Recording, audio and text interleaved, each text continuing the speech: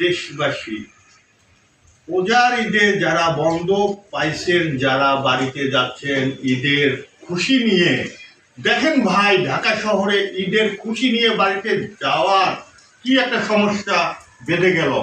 এমন সমস্যা, হঠাৎ করে নিম্নচাপ, প্রচুর পরিমাণ বৃষ্টি, শিলাবৃষ্টি এবং পাথর পর্যন্ত পড়তেছে।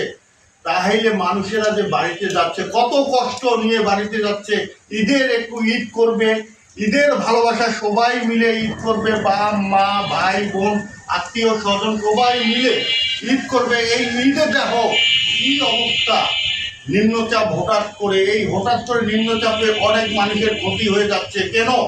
বরিশালে যারা যাচ্ছে লঞ্চে, তাদের যে সমস্যাটা দেখাচ্ছে, আল্লাহ বিল্লাহ চিল্লা শুরু হয়ে গেছে।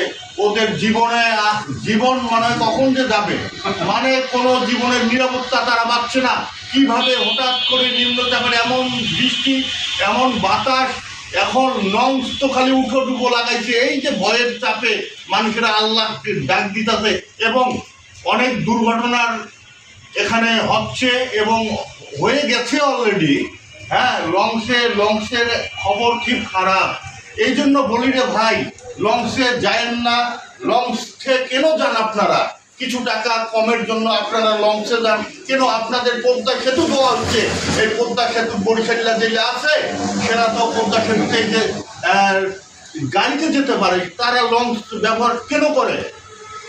তার জন্য এই যে কিছু টাকা কমের জন্য এই যে লঞ্চে যাচ্ছে, এখন জীবনের কোনো নিরাপত্তা নাই। ভিডিওটা ভালো লাগলে লাইক কমেন্ট শেয়ার করে দিবেন। ধন্যবাদ বন্ধুরা।